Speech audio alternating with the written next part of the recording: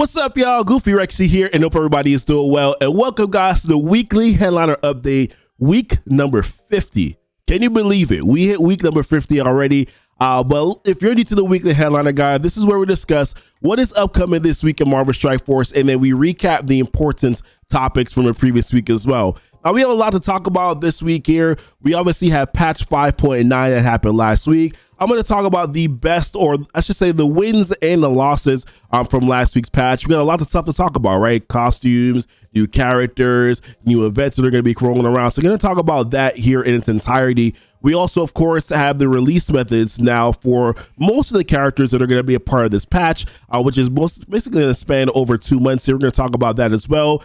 Some new game modes that look like they're going to become our new game mode that's going to be coming to Marvel Strike Force soon here. That and so much more, guys, to discuss on the weekly headliner update. And we're going to start right now.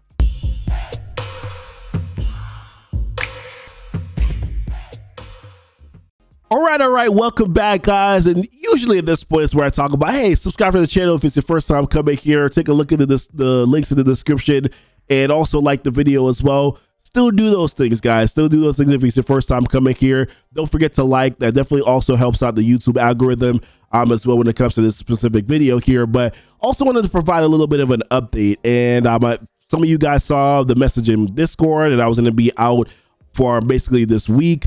Didn't stream all week, didn't make an Envoy video this past week. And the reason why, had a lot of stuff going on with the kids. My son was sick on Tuesday, so I was home with them all day. And then on Tuesday night, we found out that there was a COVID scare that happened over at the kids' daycare. So things kind of got a little rough here. My wife also pulled a muscle in her back, so I had to kind of man and take a lot of the responsibility of the kids for that duration of time. I will say this happily, our kids did test negative for COVID, so they're fine there.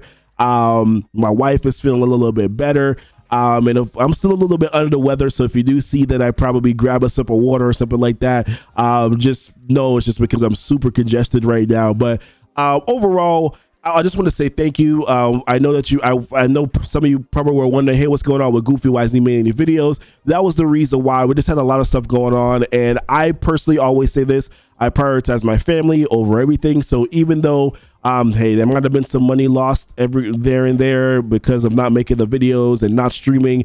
Yeah, that does suck, but at the end of the day, man, my family needed me and I had to take some time to do that. So, but I ultimately just wanted to say, just give an explanation as to why, but also to say thank you to those who did reach out and say, hey, we're thinking of you. Hey, you know, I hope everything is okay. I know I didn't really tell what was going on, but that was what was going on. And also just expressing my gratitude to you guys as well, for you guys reaching out. And of course, my thoughts and prayers for those who did contract COVID at my kids' daycare as well, hoping and praying that they also get better as well. Because of course that's a scary time for them, right?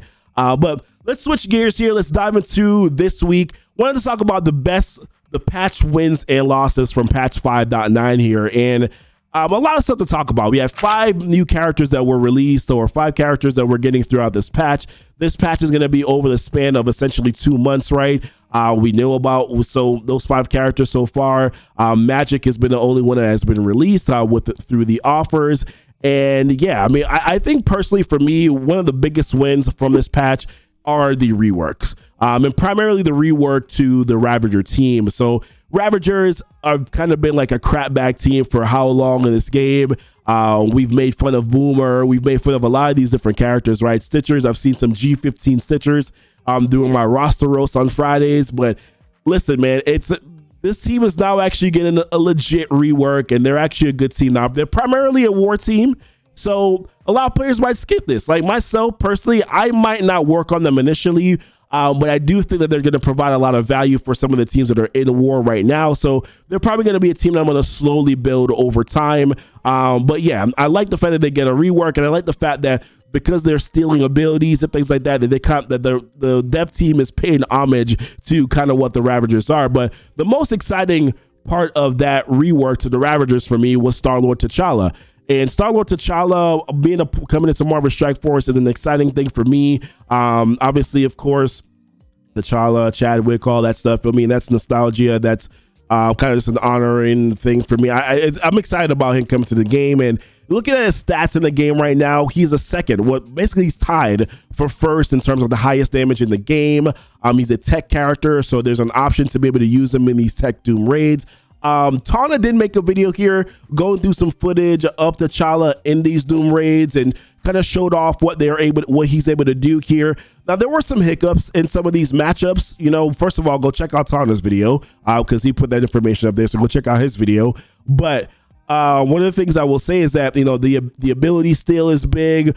Having Kestrel there, also being able to apply the defense down, that also is going to work as well. There were some hiccups, but I think a lot of it just comes down to we're not as familiar with Starlord T'Challa yet, exactly how to use him. But in some of these later nodes, there was some difficulty here. But overall, I think that this team is that Starlord is very strong. It seems like a very usable character. Gonna have to get a little bit more familiar with him, but yeah, overall, I'm excited about Starlord T'Challa coming to the game. Web Warriors, also excited about them as well. I think this is a massive win, in my opinion.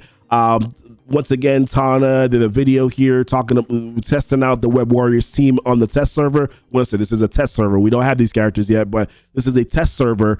And kind of just show the difference between using the symbiotes and then the difference here with using the Web Warriors team. And you can see here, I mean, started the matchup at the same time. The symbiotes are still kind of working this team down. What the symbiotes lack is offense, right? They don't have enough damage output in order for them to be able to get through this content as quickly. But the Web Warriors, man, I mean, majority of the matchup, they have offense up, they have defense up, they have death proof, there's evade. I mean, Jesus, this team is incredible, absolutely incredible. In Tana's video, you'll see too as well how the Web Warriors just massively went through the boss node. It literally became a joke. I think the caveat to this, or the one downside, right, is that it's going to take a little while for you to be able to level up this team, regardless of where you are, whether you're using purple gear, orange gear, whatever. It doesn't matter. It's going to take you a while to be able to level up this team because they're all pretty much basically take on the same traits with respect to the same gear. With respect to Ghost Spider, in terms of hero unique, she's alien spores, but everybody else on the Web Warriors team is OZ formula. So that is going to take a little bit of time, man, to be able to invest into. Right now, I'm kind of slow playing it, and I'm investing into Spider-Man and Spider-Man Miles, and then later on, I'll probably just switch gears over to working on some of these new Web Warrior characters, and basically just using Spider-Man Miles and Spider-Man and Ghost Spider with Symbiote Spider-Man and AV for the time being, just to kind of be able to get through some of the content. But it's no rush, right? I already have the symbiotes built up, so I don't necessarily need to rush it, and they're currently working right now on these raids. But yeah, I think that the one caveat, the one downside is the fact that it's going to take a lot of time for you to level up this team and to essentially get them working for you. But overall, Web Warriors, good. Starlord T'Challa Ravagers, good. Even depending on how you decide to use them. And another one of the things I want to talk about are these costumes. And we got some really exciting costumes in the game as well. Some of them I absolutely loathe. I'm gonna tell you the truth right now. Some of these costumes, I absolutely loathe them. I'll give you a second here, guys. You gotta take a sip of water, but so the Spider-Man No Way Home costume, good costume, right? Solid costume, like it. It's cool. There's another there's some the old costume of Spider-Man. It's vintage, but it looked a little suspect, right? So when we look at some of these other costumes, like let's look at like the Spider-Man PS4 costume. I would like to see something like that's in the middle, right, for him. But they decided to go with the No Way Home costume, and I can dig it. I can absolutely dig it. I like this costume. We see this already in the previews for it, so I'm actually looking forward to being able to grab that costume here. We can talk about how you can get that later on. Then there's the Zemo costume, which looks like pure fire. This Zemo costume looks like pure fire right now. I can't wait to get my hands on it. I might drop some. This man looks like a knight. He looks like a knight. I'm looking forward to being able to grab this costume because this man looks like he's about to do something crazy, and I'm all for it. I'm all for it. This is a Marvel Strike Force exclusive costume as well. First appearance in 2021. Now, the costumes that I didn't like, Silver Surfer. I like my Silver Surfer naked. I hope it's okay for me to say that. I'm trying to whisper it, but I like my Silver Surfer naked. You know what I mean? And if you're gonna put clothes on him, at least it gotta look right. What is this supposed to be? Fire? Is this exhaust for him from him flying? I don't understand what's happening. Is this like a vest that's too small for him that can't cover his stomach? I don't understand this costume. I don't get it. I don't know why it's here. I like my Silver Surfer naked, man. I didn't need a costume for Silver Surfer. I get what they're trying to do. I'm not grabbing this costume. They're gonna monetize it. I'm not doing it. Unless it's probably the battle pass, which it probably will do. Damn it, man. They're probably gonna get me in that way. But I don't like this costume. I wanted my Silver Surfer to be naked. He's not naked here. I don't like it. I don't like it at all. They have this Groot costume too that just looks crazy suspect. You can do this on your own time. Is he Frosty up top? Is that what this is? It's Frosty up top. Oh my God, Christmas lights. I don't know, man. Not a fan of these. Not a fan of the Groot costume. Not a fan of the Silver Surfer costumes. The other two costumes, my favorite by far is probably Zemo. I like Zemo's costume. I can dig that one 100%. I like it. It looks like a knight. Looks like, yeah, I can definitely dig that costume. But the other ones, I'm not definitely a fan of. One of the other things I want to say that's probably positive about this patch is the simple fact that you got 2 months, man. You got 2 months to work on a lot of these new characters. So if you're probably already working on something, right, you can continue to work on that one thing. You don't necessarily have to worry about it. You kind of have some time to work on these new characters. You kind of slow play it a little bit as well. So that's one of the things I definitely do like about this patch too. And yeah, I think that's a good thing. The strike pass also looks very positive as well. I do like the strike pass. Now the Sharon Carter shards, I know some players are like, well, I didn't necessarily need Sharon Carter shards, but some players do. So, and she's still a relatively new character. She's a character that's needed for legendary unlock. So I actually like that she's actually in the strike pass. And this is probably one of the better strike passes because of the snow globe orb. There's a lot of really good characters that are in those orbs. So I actually do like this one as well. Kudos to them. There's more milestones. There's more opportunities for you to gain stuff as well. So overall, for me, there's these costume flash bits. So if you care about any of the costumes, you can grab these two, these silver flash bits. So, I mean, overall, one of the better strike passes that they've probably done. I wouldn't feel bad about spending $20 on this, or also not spending $20 on this as well, because you're still going to be getting some good, decent stuff there as well. Now, one of the things I didn't like about this patch is that there's really no tech Doom Raid solution right now, and that's literally a struggle for us right now in Marvel Strike Force. So when we look at our tech options, there's really only 3 solid options that you have available. You could probably add in Starlord T'Challa as a 4th option right now, right? But there's Doc Ock, there's Doctor Doom, there's Kestrel, and then apart from that, you have Nebula, Ghost, there's Minerva, there's Shuri. I've seen some people use Misty Knight. Yes, there's Lady Deathstrike. I heard that she does pretty well there as well. I haven't built her up yet because there's just way too many things to work on right now at the time. But I heard that she's a good option. But overall, man, if we need a tech Doom Raid team, and not having a tech Doom Raid team in this patch. Now, I understand Web Warriors are probably contractually obligated that they had to release this team because of the new movie coming out, but not having a tech Doom Raid option does kind of feel bad. Also, what happened to the Thanksgiving event? The fact that there was no messaging on the Thanksgiving event, I kind of felt really bad in my opinion. I think that there should have been some addressing of that, but there was literally no addressing of the Thanksgiving event being terrible. That to me is one of the losses as well in this patch. I wish that would have been addressed. And then the Eternal Connections event, the Icarus store was extended, but nobody knew that it was going to be extended. And I know that this happened before the patch. I don't care. I know that this happened before, but still, it's just like, why was there the messaging was a little bit late on that. There were players who spent cores to try to, because of the timer was on, and then they extended it without letting players know. So people are down cores. I don't know, man.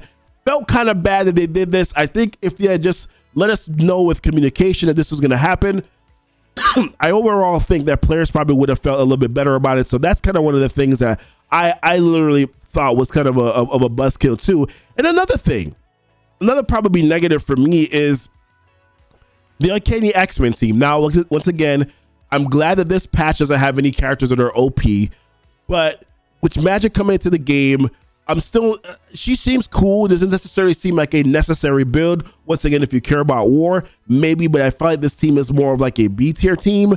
not S tier in my opinion. So you can, I mean, she's a cool character, right? So mutant character, cool character. I didn't spend the $50 offer on her. As you can obviously see, I only bought the $20 offer for her, and I'm just going to go hard on the event to try to get as many shards as I possibly can.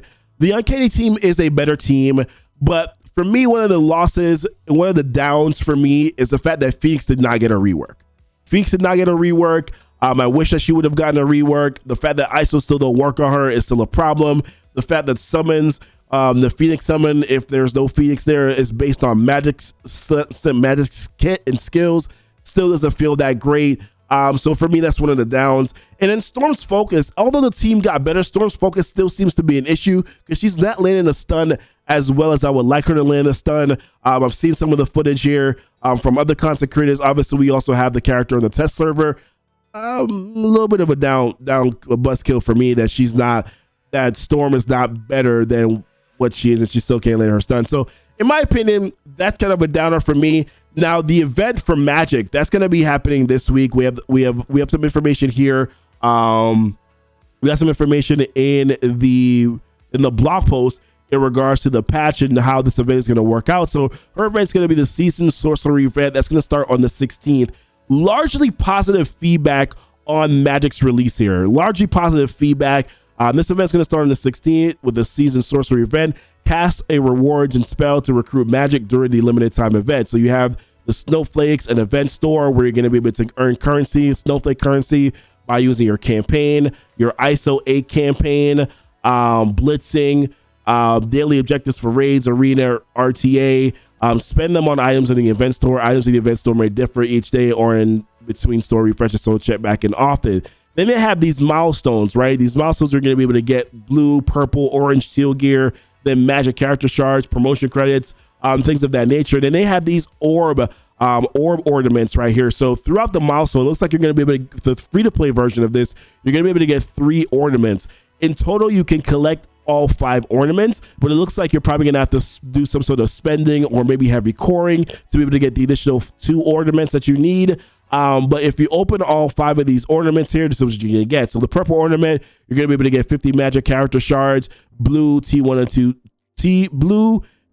T2 ions, green you get the elite 6 here, pink you get gear, and then to the white ornament, you can get it guarantees a 3 million gold drop, which is actually really good. So I think the reason why this event was largely positive feedback is because it was very transparent in regards to what you are going to need to do in order for you to be able to get to be able to get through this event, right? You know, free to play, you're going to be able to get 3.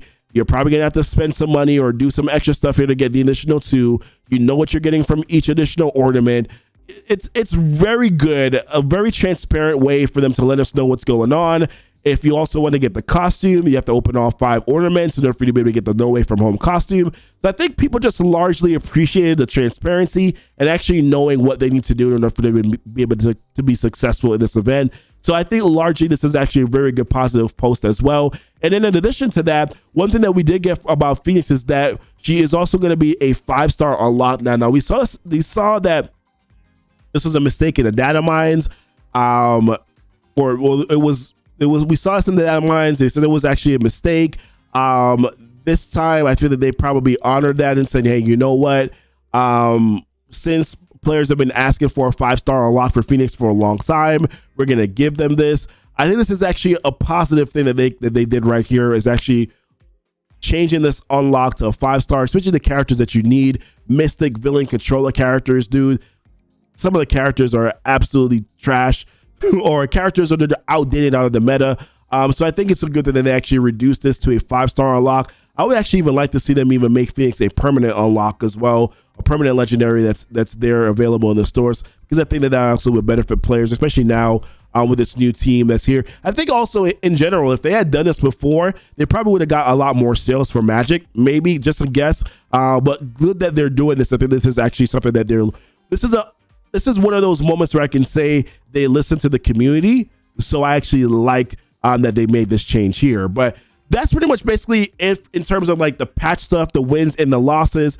Some other stuff here. We did get the release method, or we did see the release method of some of the other Web Warrior characters here. So for Ghost Spider, we got this data mine. Looks like Ghost Spider is going to be a blitz here. That blitz is probably kind of what feels bad though, because this blitz this week, we already know the blitz is going to be for Electro, and I think Carnage is going to be the blitz for this week. And then next week, it looks like we're probably going to be getting Ghost Spider's blitz. What feels bad about that is that that's going to be on the 23rd. Probably, right? Like during Christmas. Nobody wants that. Nobody wants to have the blitz through Christmas, man. So that feels bad. That's a feel bad moment for me. Like that one, I don't like. I want to be able to chill and not have to log into a game and feel obligated that I have to do an event. So I think this is probably really bad where that's the part that feels bad. We haven't had a blitz release character in a long time. I think the last one that I remember was Maria Hill. So we knew that this was coming at some point in time. So not surprised there. We also got information on Spider-Punk. We already knew this already. We got in-game mail on this as well. Spider-Punk is going to be a event campaign character. So if you're looking to probably save some dollars again here on another character, Spider-Punk is probably a character that you can skip buying, as long as you can probably spend about 400 cores a day on the event. It depends. 400 cores on the day. 400 cores a day on an event campaign usually lands you a 5-star character based on the math. So this is probably one of those situations where, hey, you could probably skip purchasing him and then go and kind of core out that way. And then we also got information on through the data mines as well on Scarlet Spider. Sorry, guys, I'm congested. I apologize. But for Scarlet Spider, looks like Scarlet Spider is going to be on the lookout for the Fresh Horizons events to earn Scarlet Spider character shards. So it looks like that's probably also going to be another event store campaign character or event store character, similar to what we're getting right now with Magik. The one information that we did not get was Starlord T'Challa and how he is going to be released. We have no idea how he's going to be released yet. My guess is probably he could probably be Strike Pass, right? That's the one release method that we haven't seen so far, is the Strike Pass, and he looks like probably one of the more individually singular dominant characters in this patch right now. So I wouldn't be surprised if he's actually a character that is going to be released in the Strike Pass. I don't want it to. I would actually prefer an event campaign, but that might be way too generous where that is concerned. So that's what we're seeing so far in terms of the release methods for these characters. I think Gwen is probably Ghost Spider is probably going to be next week. And then probably like after that, we'll see Spider-Punk after the Magik event is going to be done as well. And then Scarlet Spider there for it, so on and so forth. And I suspect that probably the next 2 weeks or so that we'll know how T'Challa is going to be released as well. But a couple last things I want to talk about here is that we did get this information about a new game mode coming into Marvel Strike Force soon. And that is the Tower mode. This is a data mine that happened on the 10th. Talking about this new Tower mode here. So hello, Commander. Avengers Tower has been occupied and we need to reclaim it. 1. Win battles to climb the tower, complete all milestones, and earn the rank rewards earned for winning a battle are determined by how high you've climbed in the tower. Reaching floor 50 will earn you all the milestone rewards. Okay, that's good. Each character can be used once per day and will go on cooldown until midnight UTC. You can't pay to refresh a character who's on cooldown, and if you have any characters in your squad who are on cooldown, you won't be able to launch a battle. Okay, before you reach floor 51, you'll stay on the same floor even if you lose a battle. Okay, and once you reach floor 51, you'll earn more points and better rewards for each win, but you'll also drop back to 51 if you lose. So it looks like you can earn all the milestones by going through 50, but there's additional milestones after you get to 50, which starts at 51. Okay, and then you can sim any of the battles in the tower, but some fights may be quite challenging if you don't guide your team to victory. Good luck, Commander Strike. It's counting on you. So my initial thoughts on this were this kind of looks like another Blitz, right? Like it kind of just like reminds me of another Blitz mode because of the whole you're not going to be able to use a character more than once. So that's kind of just reminds me a little bit of a Blitz here. This is probably going to be something that you're going to be able to do over time. It depends on what the rewards are, right? It depends on how good the rewards are. How great are they? Is it going to feel good? Is this going to be too time consuming? It's kind of one of those things where I'm not quite sure exactly what this is going to be yet. So it's hard for me to have a full-on reaction to it. But my initial thoughts were, this seems like another blitz mode, but just different. It's a tower mode. I've seen tower modes in other games before. I've never had it quite restrictive to where you can only use a character once per day, but being that this is a turn-based RPG game, maybe this is probably kind of one of those scenarios where, but I've seen other games before where you're able to use the same team and you're able to climb up.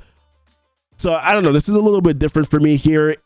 So we're gonna have to take a look and see what this is gonna be. It's interesting though that if you lose any other match going forward, that you drop back down to 51, that's gonna be interesting. I wonder how good those rewards, those additional rewards are going to be once you get to 51, or what's the point of going past 51? So listen, we're gonna have to see exactly what this is gonna look like here. My initial thoughts, my initial thing is this looks like another blitz mode, but just different. So we're gonna have to see exactly what that looks like here moving forward in the game. But last things to wrap up here to talk about is that we do have a return of legendary character in Jubilee. She's gonna be returning this week here. That event's gonna be starting tonight. Jubilee, obviously incredibly important if you're going to be doing these Doom raids. The X-Men team essentially is the answer right now for all the mutant Doom raid content. The full X-Men team, and Jubilee is the leader of that team. Definitely need her. We also have the Catalyst event that's coming around this week on Friday as well. That's going to be rolling around. Also, Pimtech. Double drop right now for Pimtech characters that you do need to unlock. The legendary Jubilee. That is there as well. And then Relicon, the Catalyst event that's going to be on Friday also.